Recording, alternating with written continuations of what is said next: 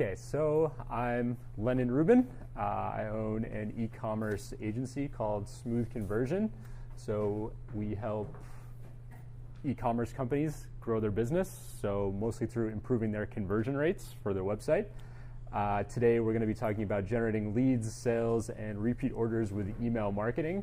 So I heard a lot of people aren't just traditional e-commerce, but are doing lead gen for real estate or all different kinds of things. So hopefully this will be applicable. I'll try to keep the information generalized, but a lot of the examples are from e-commerce companies, selling stuff, either subscriptions or products.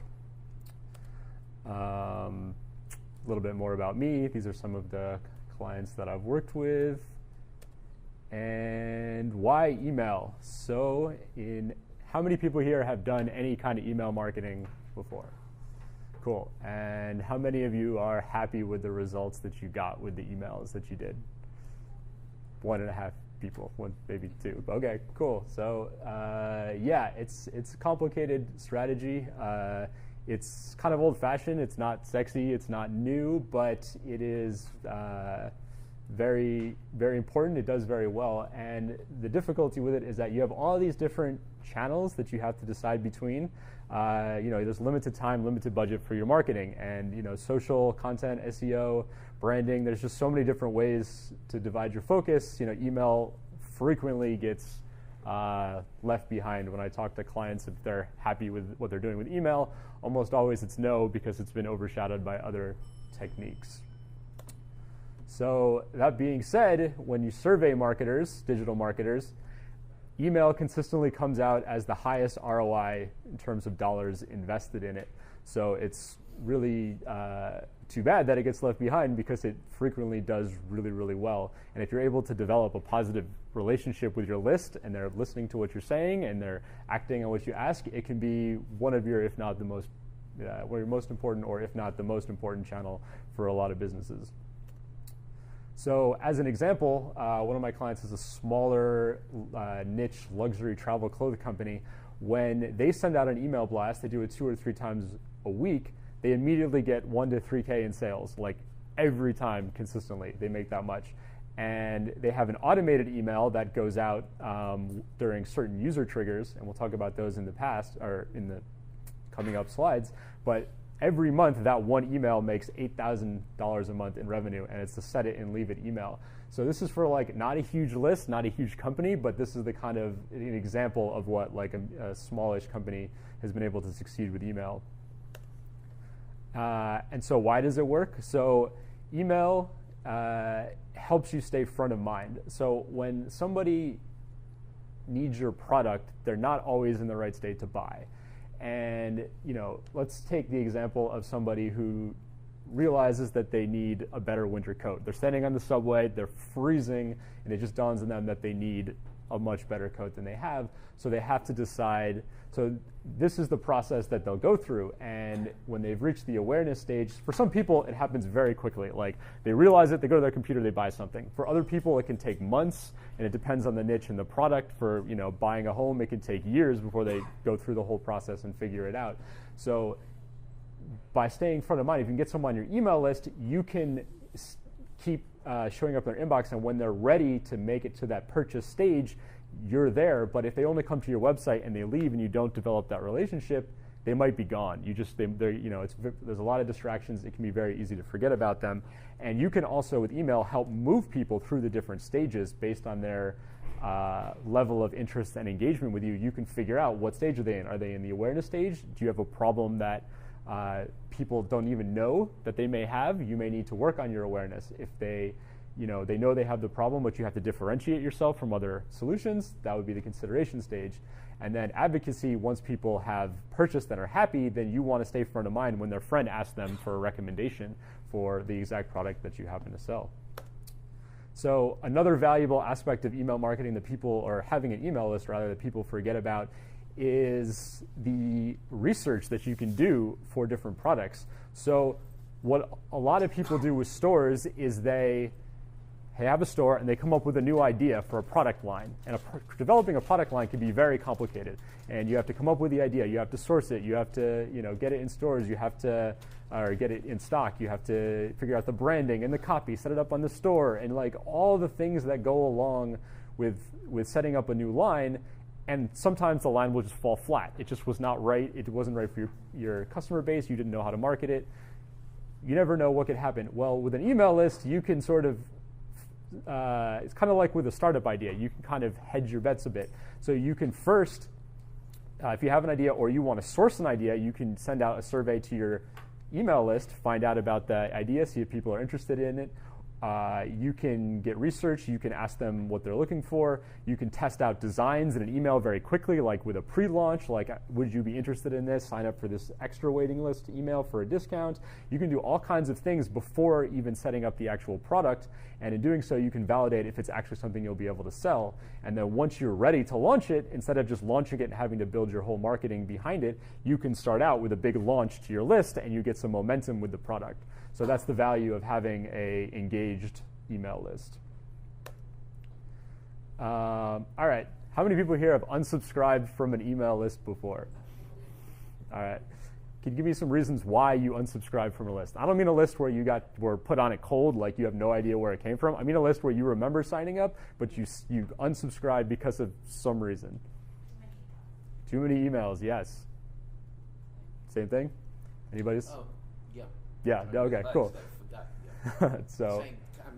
Constant 3 times a week. Yep. So. It's the same topic. It's just sale all the time. Same topic, sale all the time, exactly. So, this is an example inbox for somebody who has signed up to the list and hasn't done a great job unsubscribing from lots of things that they're not interested in. It could be chaos in the inbox, and there's so many things, and you're competing for such attention, and the inbox is kind of like at least before the promotions tab in Gmail, it was kind of like a sacred relationship. Like if you're in somebody's inbox, like it's sort of, it's very intimate. People look at their email every day, multiple times a day. So if you're in there, it's very important, and people get very upset when you violate that. Like people get angry, like when people unsubscribe, they're very upset. It's not good for your brand when you're pissing people off. It's not a good thing. So you want to build a good relationship. So this is probably the most important thing about anything that I'll say is relationship building is super important. So how do you do that? You deliver value. So that is the thing. So you were saying it's the same. It's sales, sales, sales, sales. So this is the ratio that I'm recommending. I don't know if I've ever seen anyone actually do this except for like bloggers, but even for e-commerce, if you can even be 50-50, or it's really fantastic. And so what do I mean by value versus sales? Well, sales is like, here's our new product, here's our 40% off sale, like the straight up sales emails. The value would be, so what kind of value can you deliver in an email? This is where you can help people improve their lives, and it's going to depend on your niche, on what you sell, on like what your brand is, what the value you're going to do, but you're going to offer. But here's all the different ways that this is only some ways you can deliver value. You can entertain them, you can make them laugh, you can improve their life, solve their problems, help them learn a new skill, inspire them, let them know about exciting opportunities and events, and connect them with people that they want to know. So none of these things are selling, they're not salesy, but they make people excited to open your emails. And if people are not excited to open your emails, then there's really no point in sending them. So the other big reason that delivering value is so important is that if people know about the reciprocity principle, but if you do something for somebody, they immediately want to do something for you. It's just like a natural psychological aspect of human nature. And so if you're constantly delivering value, people, when you offer them something, they're going to be much more likely to be willing to follow your call to action, whatever it is, because you've helped them out so much. And so you really have to think, and it's different for everybody, but some examples of offering value, and this goes along with the next topic, which is staying on brand. So you can offer value in all of those ways, but if it doesn't make sense for your brand, like the thing that you offer, like this is a travel company, if they're offering you like credit card rewards or cooking lessons, it's helpful, but it's weird. Like it just doesn't build trust with your brand. So you want to think about what would your company offer that makes sense. And for Pasco, this is one of my clients. They do a lot of beautiful travel photography and really inspire you into becoming a traveler, having authentic experiences. And so this is on brand with them. And even though it's not really that much of anything, some of the emails are just like little quotes like this and beautiful photography. They get really good open rates, and people respond with they talk to the founder and they respond with how much they love it, and it really increased open rates in terms of the sales emails as well. So you have to think about what does your brand say and what can you offer in a on-brand kind of way. I have one quick question. Yeah. And you might capture that along the way. How do they drive people for signing up to a value-driven email? What's a good lead capture for that example? How do they have people signing up for the email if it's like not? What's the trigger? Definitely. So, yep, that will be definitely going to get to that. So, all right. So, actually, it's actually right now. So, okay. So, you know the value of email. You know why you want to do it. You know you have to deliver value. How are you going to do it? If you have no emails, if you have 0 subscribers, how are you going to get subscribers? If you only have a few, how are you going to get more? So, basically, the easiest way to get emails, subscriptions, is from the people who visit your site. So even a good e-commerce conversion rate like 2% or so, all those other people you're losing them. They're just gone. You can try to retarget them with social ads or paid ads, which is definitely a good thing to do.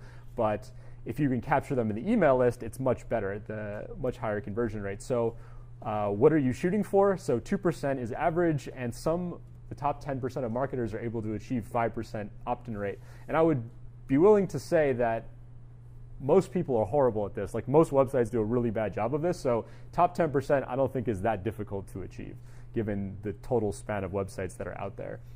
So all right, how are you going to do that? How are you going to get 5%? So, and to think about that, yes? Was the opt-in rate, is that also including actual conversions too, or there's like 2 separate things? 2 separate things. So that's for the people that don't. Yeah, good question. Good point. For the people that don't convert, because if it's 2% and your conversion rate's 2%, that's no good. That's useless. So yeah, absolutely. And just simple math. If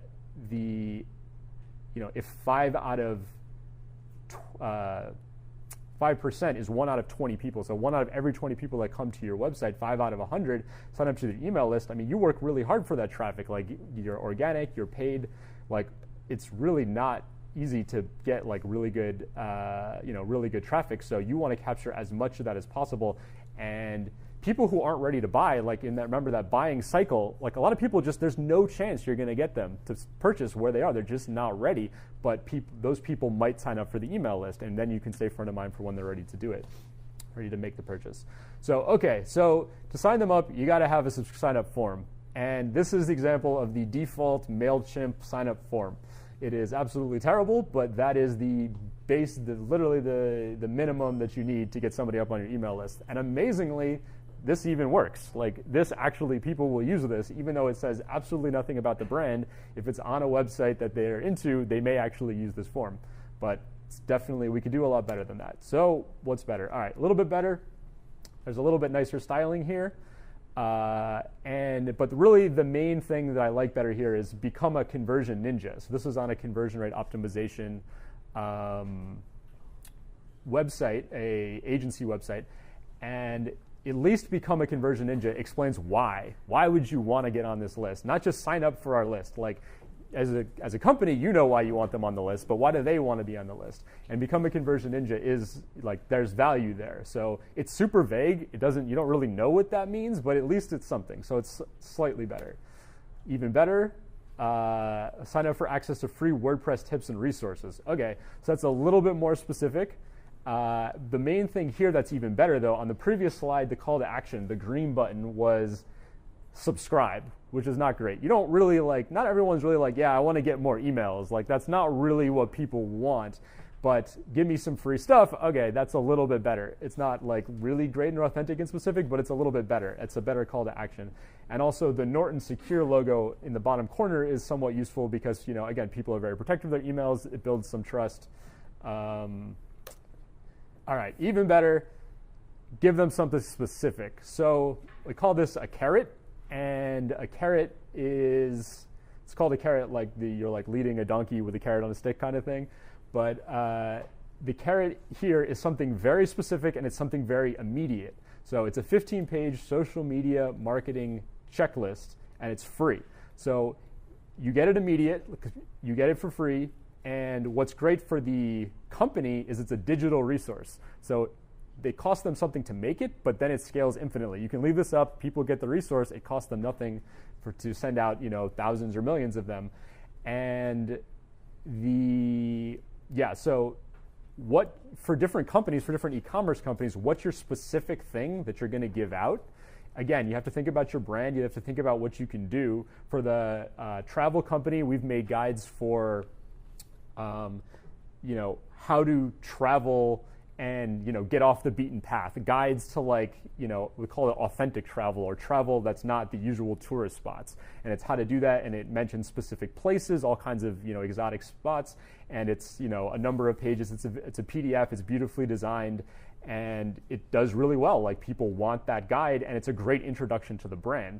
So this is a social media marketing company, and if people get this guide, it allows them to demonstrate the value and that their knowledge, and it really gets people. It's a really good intro to the brand. Their first experience of you in the inbox is getting something really valuable. It makes you immediately want to open the very next email that gets sent.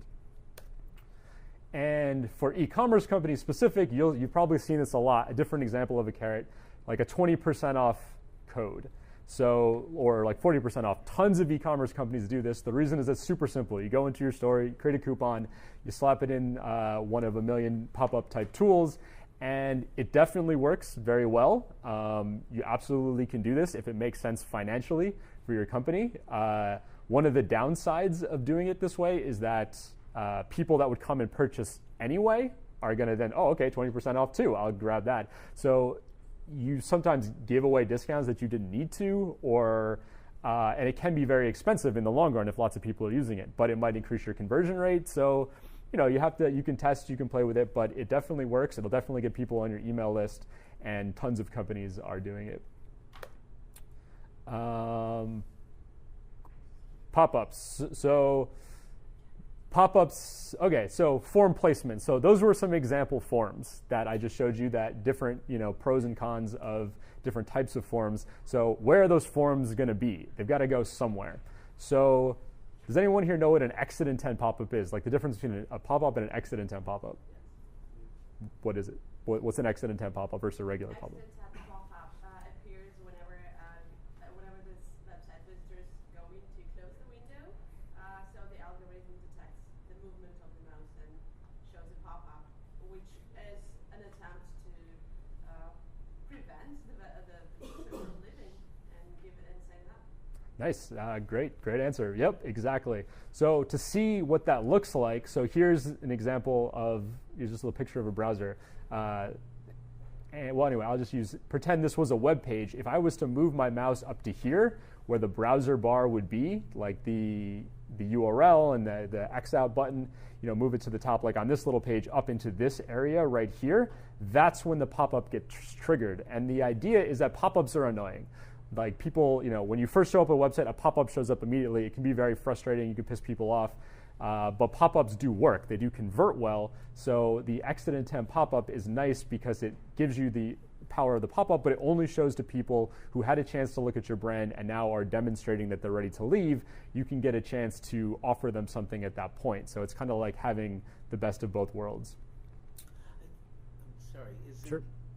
Is one of those pop-ups, for instance, when they say, "Are you sure you want to leave a website?" Or Yeah. confused? Some people do it that way. Yep. Yeah, that's an example of it. It only works on desktop, that concept. So that's one limitation of exit intents. Some people do a scroll intent, like when people are ready to leave a mobile device, they'll scroll to the top really quickly, and there's some things that can libraries that can figure that out as well. But a lot of times it's just desktop only. But so here's two examples, the regular pop-up and the exit intent pop-up. Another example, the top bar. So you've probably seen these before. There's a bar, it stays at the top. It might be sticky, it might not be, but these definitely work. I mean, it's the top of every page. It has great visibility. Like if you make it a very garish color, like a bright yellow or something like that, like you contrast it with the rest of your design, people will definitely see it. The downside, is, if you have a designer working for you, they may not love it because it makes the design not look as nice. But it does work. That's a quick question. Yeah.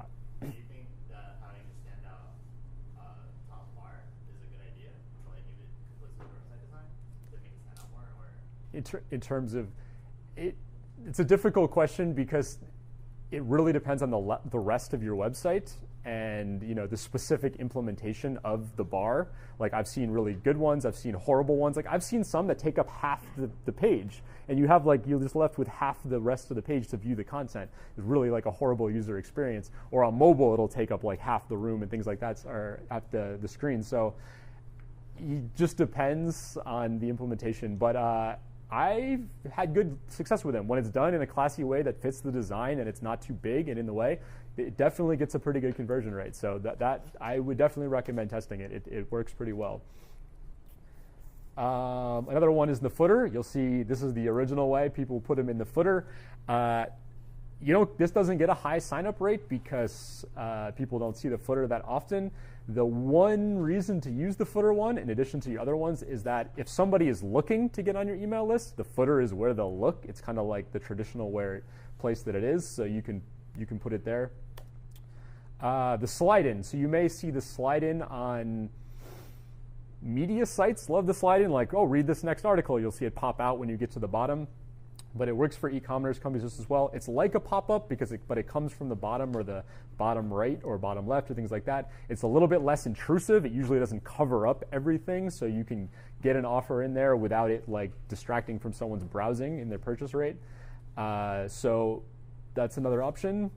And embedding a form. So you can just put the form in the page. So you may scrolling through the homepage and there's a section in the homepage where there's like, sign up for our list or here's our free guide to something. So embedding the form is definitely a really valuable way of doing it as well. And which is the best, which is right for you? You just try the different ones, try the different placements. It depends on your website layout. There's lots of plugins for various e-commerce platforms like Shopify and like things you drop some JavaScript on there. It gives you those slide-ins or the pop-ups or the exit intents, like things like that. You don't have to create these from scratch yourself. There's lots of libraries that help you do it. But those are all really useful.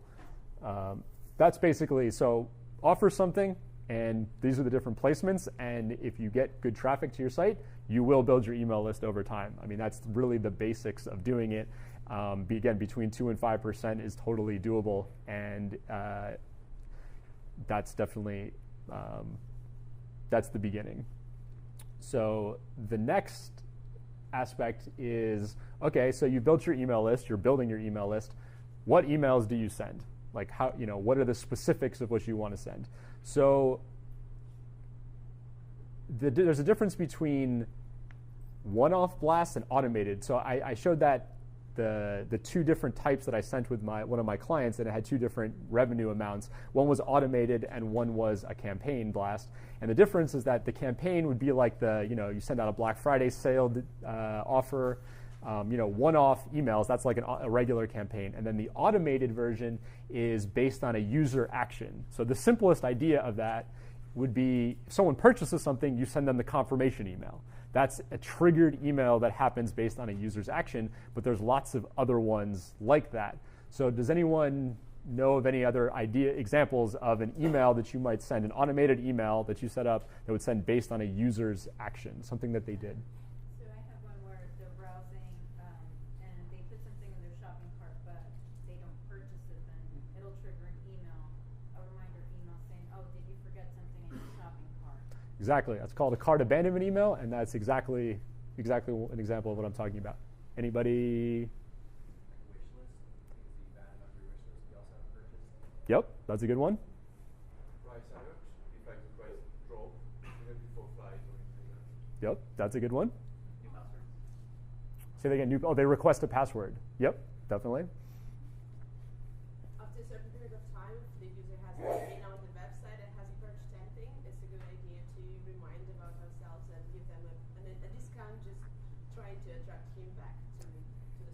Definitely. That's called a win-back campaign, and yep, that's another one. So great. So here's some more examples.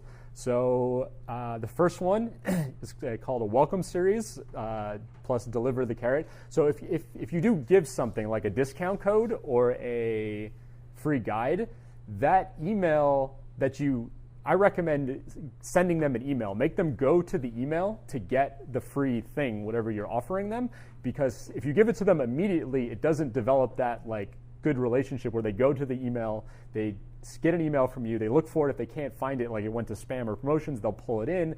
They'll have the experience of opening an email from you and getting it, and getting something great out of it.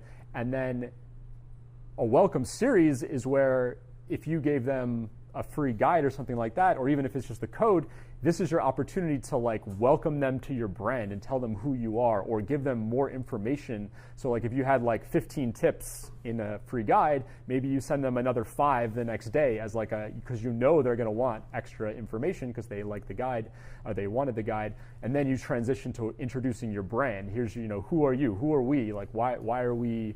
Why would you? Who are we, and like why would you want to know more from us? So a welcome series is an intro to your brand, which you can then transition to more sales type emails. The coupon code abandonment is like the cart abandonment, where if you give them a coupon code, like a 20% off coupon, and it's a really good idea to make those coupons expire, because then it creates urgency to actually use it now. People, if it doesn't expire, I'll use it later, and then they'll forget about it. So if it expires, let's say after like a week, then you can send them an email right before it expires. Hey, your coupon's about to expire. You should, definitely you should use it right now. That's a coupon code abandonment. Cart abandonment, we talked about it. They added a cart, they didn't check out. View abandonment is if you have their email list and they viewed things, but even if they didn't add it to cart, you still know they're interested in it to some degree, so you can send an email with that. A little bit more aggressive, got to be careful with that. It's also a little bit weirder.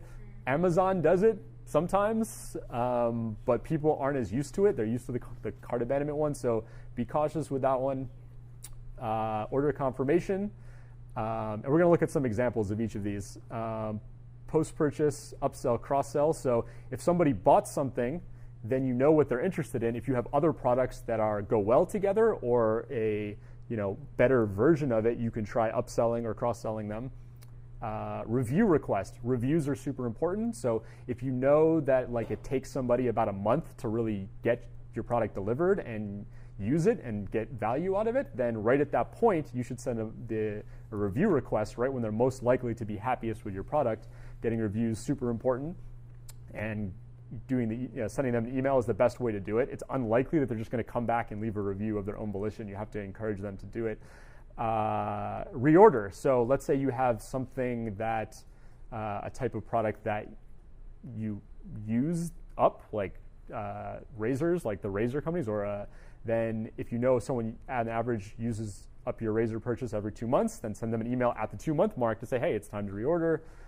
The win back we talked about, and then there's the one-off email marketing blasts, which we talked about.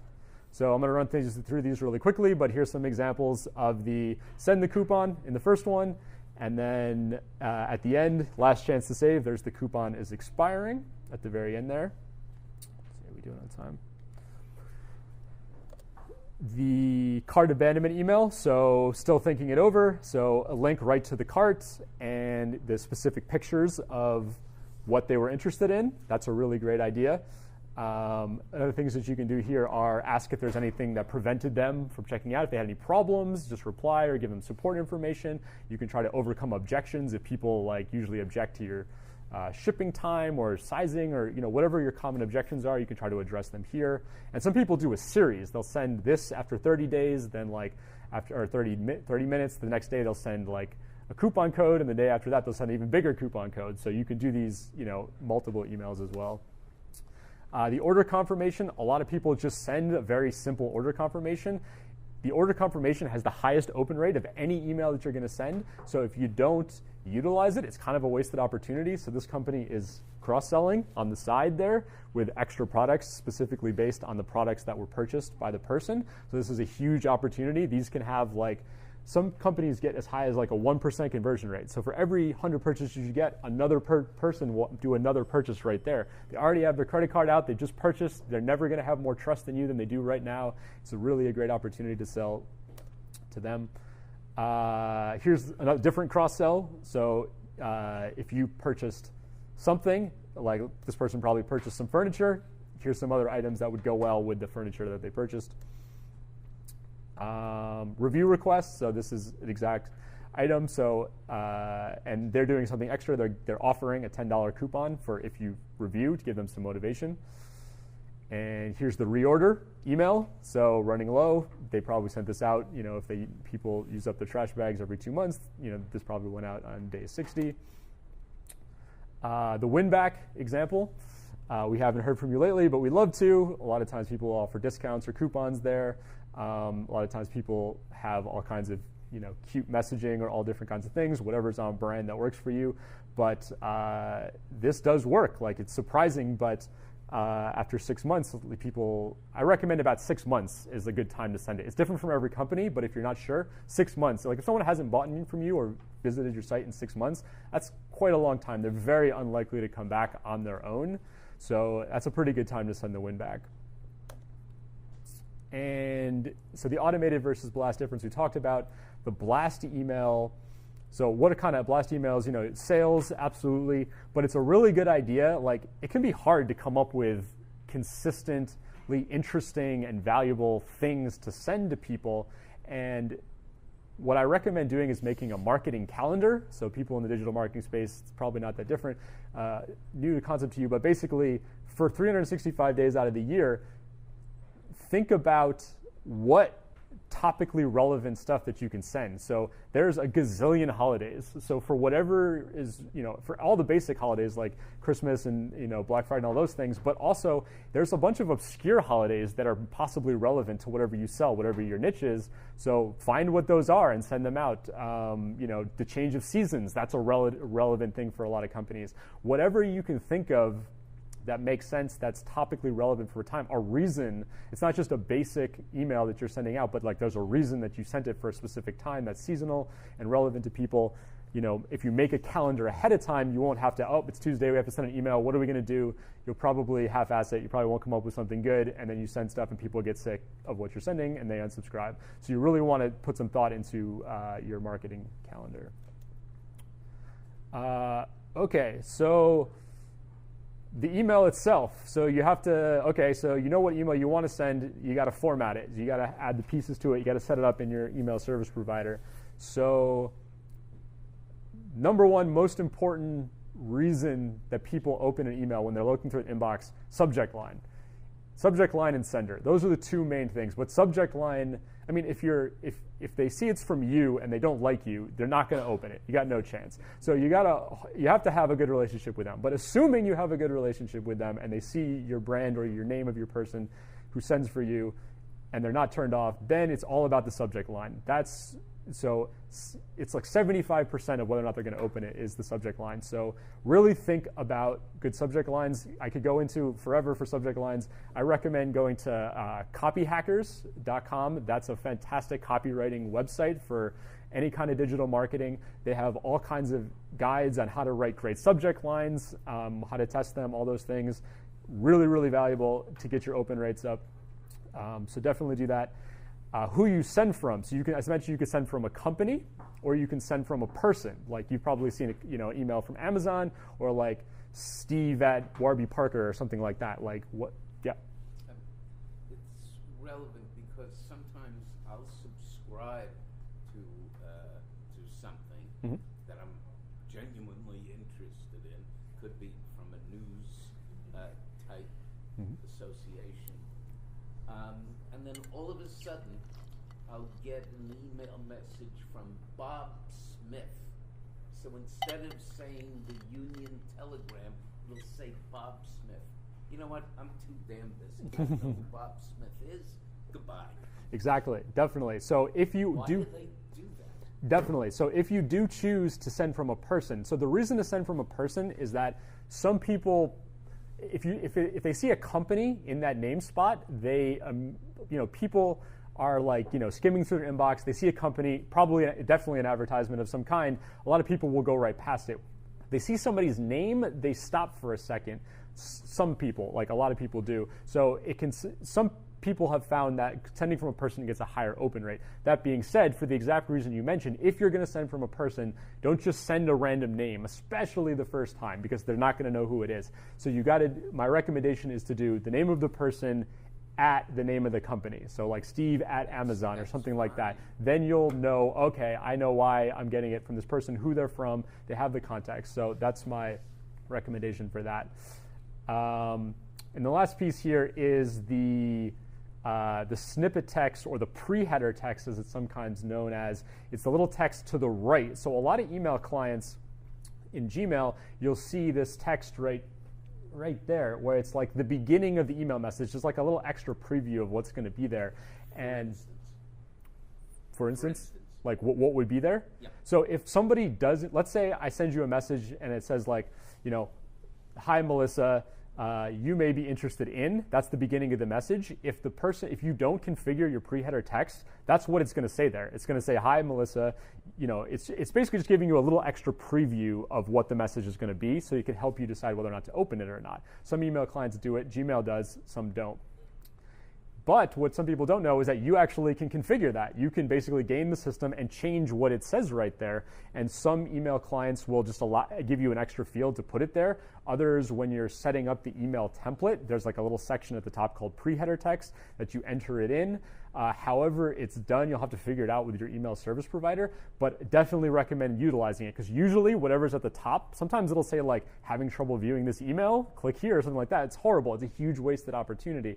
So you want to put whatever is the most exciting aspect of your email besides what the subject line is, definitely put that there. So if it's like a huge discount, put it there. If it's something super valuable, like figure out half a sentence that would make sense and get somebody excited. You're just trying to entice people to open the email. So not utilizing that pre-header text is a missed opportunity. Yeah. I find that in Gmail, that if you have a snippet and it's not long enough, that the email body, the first line of that will show up after the snippet. Yep. Definitely, because all it's doing is it grabs a bunch of text from the email, and so if it's not long enough, it's just going to go to the next line. It's not differentiating between the pre-header text and the body text. It just all considers it the body. All the pre-header text does is stick some text at the top of the email client. So if you don't make it long enough, it's just going to go to the next line to fill in that information. It's not going to stop. Is there a way to hack that to make it not go to the next? Is it just keep a snippet? Just make your snippet long, I guess. There's definitely like the max that any email client would use. I'm not sure, maybe like 300 characters or something like that, or 300 words. But I'm not sure. Maybe like a bunch of spaces. I'm not sure exactly. I've always, if I've had the extra space, I would want to use it, rather than like cutting it off. So I always just make longer stuff if I'm seeing it. But possibly, I'm not sure. Yeah.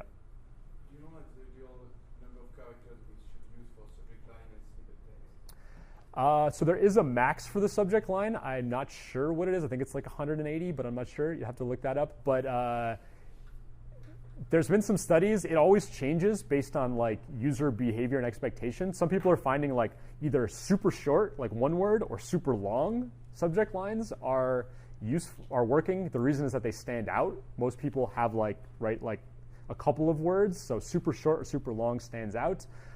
Some people use emojis to stick out. There's a whole bunch of strategies on trying to do it. Again, Copy Hackers talks about all of them, but you just sort of have to test for you and what works for your brand. But there's definitely tons of studies out there, and I could talk for hours about that, and we almost out of time. But yeah, definitely check out Copy Hackers. So then you've got your body, and your email can look like anything. This is just an example. The main thing I want to point out here is the call to action at the bottom, which is super important. Every email should have at least one call to action. Like, if you send them something, there should be something you want them to do, and it should be super obvious what you want them to do and why they should do it, and the button should be fun to click and stick out and be the most contrasted, obvious element of your entire email. And some people will send an email with like 17 calls to action, like you should do this and you should buy that and you should go here and do that. That can kind of give people choice overload, and they just shut down and they don't want to do anything. So really limit the number of calls to action in your email. This is my You were sending an email as more just like content marketing, and so you're just trying to like build that relationship, or are you still putting in a call to action? Yeah, definitely. I usually do. Like if I'm developing, even if it's as simple as like learn more about this topic, click here. Like even if it's not even your resource, if it's somebody else's resource. But the idea is that you're training somebody to get in the habit of following your calls to action as well, so that when they open it, they're used to clicking on it, and when they do, in the value ones, it's even more important actually, because when they click, they're going to get something. Whereas in the sales ones, if they click, they still might not purchase. So it's a great opportunity. I mean, you don't have to do it every time. It's not a hard and fast rule, but I still think there's value in training people to click through and getting value from clicking. Okay, so the footer. So does anyone know what the CAN-SPAM Act is? So the CAN-SPAM Act is a piece of legislation. So people very upset about their email lists, so much so that they called their Congress people and senators and said, we need a law to protect our inboxes. And so it's basically 7 or 8 points on what you can and can't do. Most of them, you're pretty safe unless you're like, a scammer. You're not going to be violating them. But the two that most people do screw up sometimes is you got to put a physical mailing address, and you have to put the unsubscribe button, and it has to work, and it has to be obvious. It can't be super tiny or hidden or buried or not in contrasting colors. So you have to have those two things. And the unsubscribe button is actually a very good thing to have on there. It builds trust. Like if you don't want these emails, just unsubscribe. Like get them off. It builds people like, oh wow, they're very confident that they're not afraid that you're going to unsubscribe, and it's actually good to get people off your list that aren't interested in your thing, what you're selling, because the higher your open rate, the less people click like this is spam abuse. The better your sending score will be, the less likely you'll go to spam, less likely you go to the promotions tab, the higher your sending rating is, and if you get marked as spam, it's very difficult to get unmarked from spam. So you want to be very careful about that. Yeah. About the confirmation email, so I use MailChimp, and there's not a requirement to send a confirmation email. That needs to be, email needs to be confirmed. Yes. Can you talk a little bit about that? Yeah, single opt-in, double opt-in. Yep, exactly. So single opt-in is that if somebody signs up for email list, they're on the list, no questions asked. Double opt-in is they send you an email, and they have to click a link in the email to confirm that it's in fact their actual email address. Otherwise, you don't send to them. Pros and cons. The cons of single opt-in, the cons of double opt-in are that you're going to lose people. That confirmation email sometimes goes to spam, goes to promotions. They don't see it. They wanted to be on the list, but they forgot. They didn't see it, or it just got, and they never get emailed from you, and you lost somebody because of that. The pros of double opt-in are that if someone does go through and click, it means they put their email address in correctly. They're much more likely, have much higher engagement rates later. You're much less likely to get marked as spam. You're going to have higher open rates. And it's actually it's kind of a best practice in that respect. So, but you're going to not have as many subscribers. You're going to lose some people. So it's a big debate. What's that? It's a trade-off. Say it again? It's like a trade-off. Oh, it's definitely a trade-off. Exactly. And so I don't really have a recommendation on what you should or shouldn't do. MailChimp actually just switched the default back to single opt-in after being double opt-in for so long. It's a big debate. Yeah, either it could work. Of single opt-in? The drawback of single opt-in is that you're going to get fake addresses. Your addresses, people will just fill it out to see if it works, or people and your open rates won't be as high. Your spam reports will be higher, unsubscribes will be higher, and people, your sender score will be worse. So how do you keep a consistent sender score? Is there a rule where you screen your database every 4 weeks and you kick out the ones that never opened something? To keep a decent score? Yep, there are tools that will help you with that. Keeping a good score is definitely a very complicated topic and something worth looking into. But there are tools that will cruise through your list and find people who are, either definitely inactive or fake emails or fake domains or all kinds of things, and we'll clean your list and help you stay relevant. If you're just getting new to email marketing, don't worry about that. That's really just for bigger lists and people who are more advanced in that. But yeah, that is something you can do, is get your list cleaned. And it's and every year or so, you should clear out the old people who aren't active anymore, because you're probably paying for them. They're not helping. To email format, the URL tagging. So the reason the URL tag is that so you can track in Google Analytics for your tracking tools what emails are working. If you don't know what emails are working, then you're kind of shooting in the dark. You want to track the success of these emails so you know whether to send more, send less, which emails are working, that kind of thing. And UTM parameters, if you don't know about them and you're doing digital marketing, you definitely got to know about them. It's just different ways of tagging your marketing links, and Google Analytics will pick up the UTM source, medium, content, and campaign automatically, so then you can go into the Google Analytics reports and see how your different marketing is doing. And a lot of email platforms will do this for you automatically, like MailChimp. You don't really have to do anything, but some don't. So you just got to make sure it's actually working. All right, almost done. Last question, choosing a provider. Basically, there's a million of them. What are the differences? Basically, some of them, like HubSpot, are total marketing platforms. They do a lot more than just email. MailChimp is very focused on just email. Drip is focused on SaaS. Sailthrough is for enterprise. There's a whole bunch of different reasons.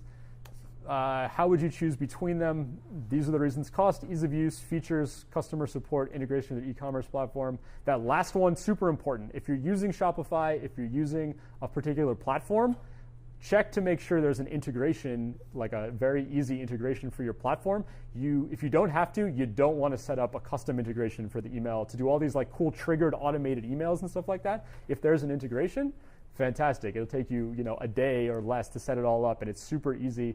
So definitely make sure of that. Cost, a lot of them have tremendous differences in cost. Be very, always check the pricing page. They're very different. Ease of use, Sailthrough is definitely focused towards more like enterprise. It's a little harder to use. MailChimp, very easy to use. If there's a specific feature that you want, you just have to check the features list. And they're all pretty good with customer support, but you can check the reviews. And that's it. So the last thing I have for you is a free, so if you want to see an example of my email marketing, this is my carrot. That URL is messed up. You need the M at the end. It's .com.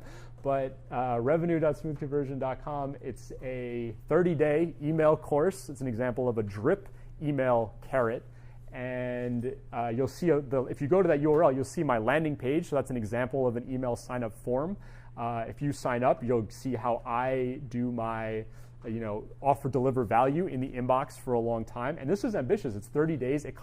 The emails come once a day for 30 days straight up. So it's definitely ambitious. So definitely don't sign up for it if you don't want 30 days of emails from me.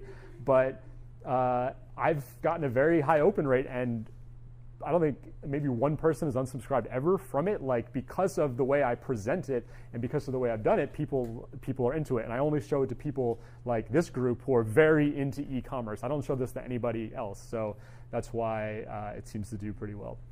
One thing that you didn't discuss is what time of day do you send out the emails? I get some at 7:15 in the morning, and the words that come out of my mouth are not pleasant. What is the best time? Yeah, so that's a great question. It's really difficult because people on your list could be from anywhere in the world and be from different time zones. Different people have different email opening habits. Some people open in the morning and on the train. Some people are cruising email during work hours because they're bored. Some people only look at it at night before they go to bed.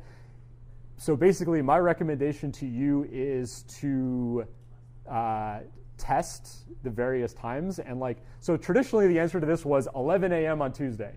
That was the highest open rate. But then everyone sent at 11 a.m. on Tuesday when they saw that study, and then it became Sunday night at 8 p.m. So basically, it's constantly moving target. My recommendation is to send at different times to hit those different customer segments of people that send emails. Definitely email at 7 in the morning, not a good idea because people who have notifications on, that's really bad. So you want to try to stay in the waking hours, the normal waking hours. But other than that, test different things. MailChimp has a cool tool called Time Warp, where you can say send at 11 a.m. at the person's time zone. So that's really cool to do, but because of the time zone thing, it can be really challenging. But yeah, there's no great answer to that other than try different ones, and for different audiences, it's going to be different. Cool. That's my email address. If you have any email questions for me, feel free to reach out and email or any other e-commerce stuff. And I think we have like 2 minutes for Q&A. Sorry, I went long. Although I guess we took some questions on the way. Yep. From your perspective, do you drive paid traffic for email signups, or do you always shoot for conversion and second best option is email signup? I've done both. Both can work. I definitely say experiment with both ways. For example, like the company that you highlighted, the fashion company, higher price point, it's unlikely that somebody will buy right away. So guiding them into an email list? Yeah, so that's a good point. The impulse items, cheaper items, like probably go for the conversion. Like if you were selling like cars, you probably want to develop a relationship. It's probably like a longer term thing. That's a possibility. Sometimes you go for both, but yeah, I would say it depends. Like so I've driven traffic at a landing page just for a contest to try to just build the email list just to get people on a contest. That did really well, but the people who signed up for the contest, they weren't really good leads. A lot of people were not really that interested in the product, so they never were going to purchase. So, it's a gamble. It's a trade-off. But I would say test both things, and yeah, more expensive items probably are going to take more nurturing. So that might be an example. And I have a mini second question. Can you give like a few examples of companies that drive amazing value in emails? Yeah, so e-commerce companies suck at this. Like they're horrible at this. They do a really bad job of it. So my recommendation to see good value in these types of things is look at digital marketing agency websites, like people like Copy Hackers. They do a great job of it. And I mean, it makes sense. They're doing what they're doing what they preach. But yeah, check out them. Like for freelancers, Brennan Dunn is amazing. Brennan Dunn, he speaks to freelancers and agency owners on how to do. So if you're in the agency or freelance world, he's got really great information. But yeah, a lot of these digital marketing companies, they have free guides and resources on their website, and they do a great job with their emails. That most of their emails are about value, and every once in a while they'll have like a course that costs money or like a workshop or something like that. But most of the time they're delivering value. Some of them are like 90% value, and they do a really great job of it. But not in e-commerce? Yeah, offhand I can't really think of anybody like the subscription boxes do a pretty good job. Some of that, I know we have some subscription box people. Some of them do a great job. Plated does a decent job of it. Yeah, offhand I can't think of any actually. They usually are terrible at it. But that's a good point. I should have those handy. Yeah. Do you know how to get what features in your email when you design it? Either decide how it moves into like a promotions or the main inbox, like the primary or like updates. How to stay out of the promotions tab? Yeah, how to stay out of that. Yeah, so that's a complicated one. It's another one of those moving targets where Google's constantly tweaking that algorithm because people are constantly trying to figure out how to stay out of it. So it's not that easy, but basically get people to open your emails. The more they open the email, the more likely it is to do it. So that's why having the high open rate is super important. And if you're only sending sales emails, your open rate is going to keep dipping. So if you're delivering value, if you're getting a high open rate, you're going to stay more out of the promotions tab. You can ask people to add you to your contact list. Not that many people will do it, but the people that do it you'll stay out of their promotions tab. But the main thing, plain text emails do better than designed emails. So if it's a fancy design with lots of images, that's more likely to go to promotions because it looks like a promotion. Whereas if it's just an email from a person written in a normal email format, that's less likely to go there. But the main thing is really to just have a high open rate and engagement rate and click-through rate. That signals to Gmail that you want to see this message frequently. Yep. What's a good opening rate? A good open rate. good open, like a fantastic open rate, 40%. If you can hit 40%, you're killing it. Like that's really great. Average in the e-commerce industry, 18-20% is like average. So those are kind of your benchmarks.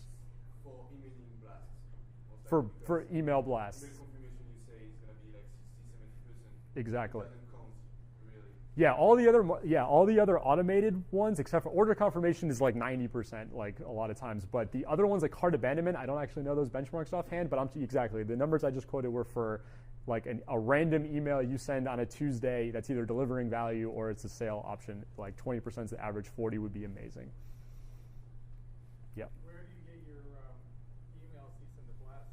Or is there like a list of emails that you Like the content of the email? Like how do I? The people that you send it. Oh, how did I build my email list? Yeah, well, I mean, you send an email blast out to, who do you send it out to? Like a survey or something like that? And send it out to a certain demographic? Or? Are you saying like sending, so like, How do you get your list?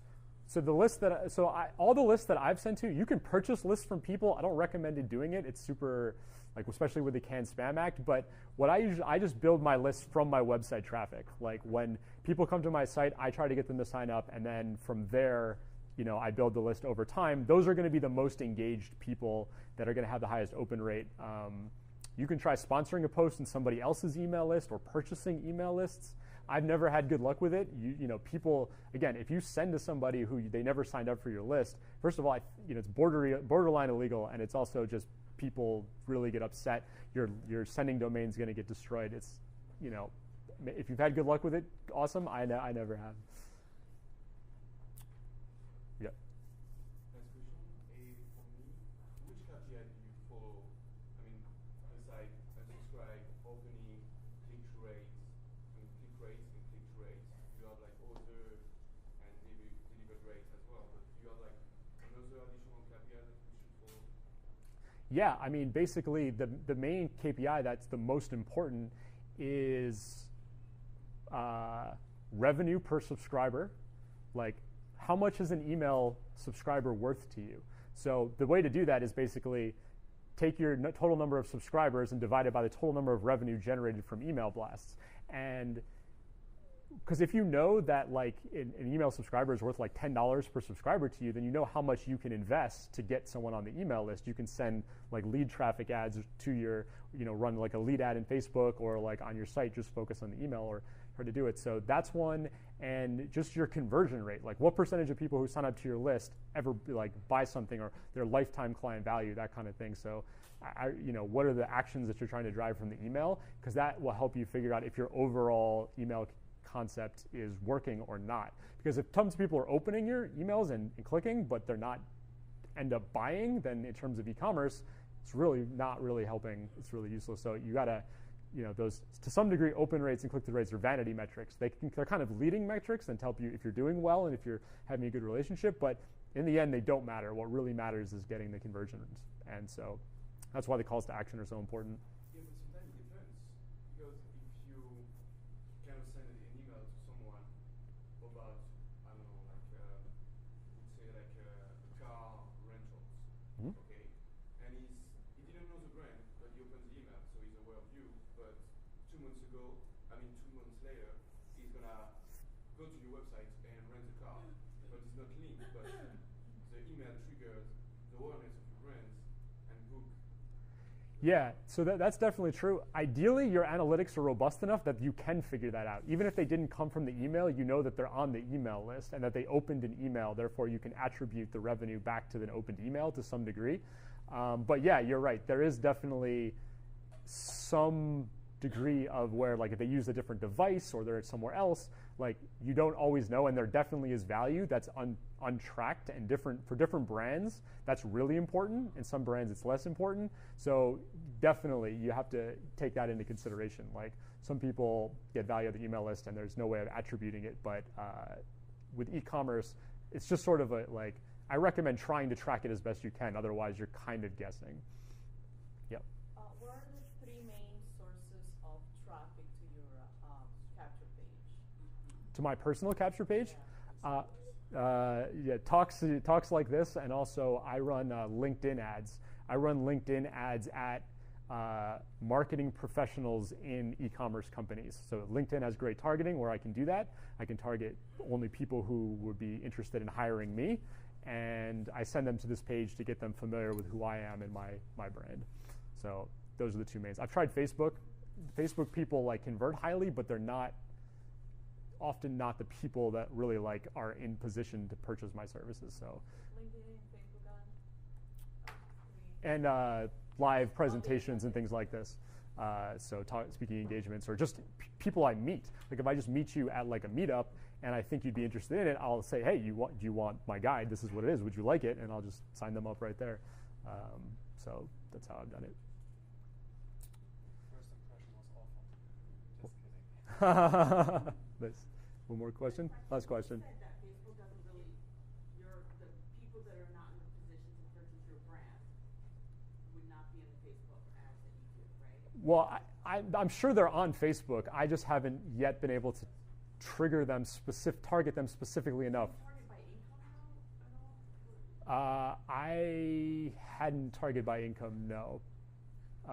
I targeted based on like people who had liked other agencies that were like, or other things that I tried job title, but the job titles on Facebook, the incomes on Facebook, they're just not that accurate. And so, with LinkedIn, it's about, people keep that information really up to date. So for me, even though like LinkedIn ads cost like $6, $7 a click, which is very expensive, the people are definitely, but the people are very valuable. And if for someone to hire me, I have like a higher lifetime client value than like a regular e-commerce where you might just sell one product. I try to develop a relationship that can go for years. So it's worth it to me to invest in the LinkedIn ads. Whereas if you're just e-commerce companies rarely advertise on LinkedIn because of how expensive it is for a click. Because I notice when I do ads on Facebook, I get tons of leads, which doesn't help me anyway because my income target is $250,000 and up. And the people that are responding to my ads, I don't know how they even see, which makes me believe that they're putting up big incomes or something because they're just not my customer. Well, I don't think. Yeah, I think Facebook's trying to interpret it based on their behavior. It's trying to guess, and the algorithm's not amazing. So it's totally. Cool. Well, sorry I went over, but thank you for listening. Thank you very much, Lennon. A lot of useful tips, and I saw a lot of people writing notes. I get excited when you guys take notes and pictures. So thank you for the tips. They're all very helpful. Definitely. I hope you guys enjoyed it. Please continue your talk network, take business cards, and actually need your business card. And I hope to see you next month on Wednesday. Thank you very much. It was super nice. When is the next meetup? Definitely. It's the second Wednesday of every month. So I think.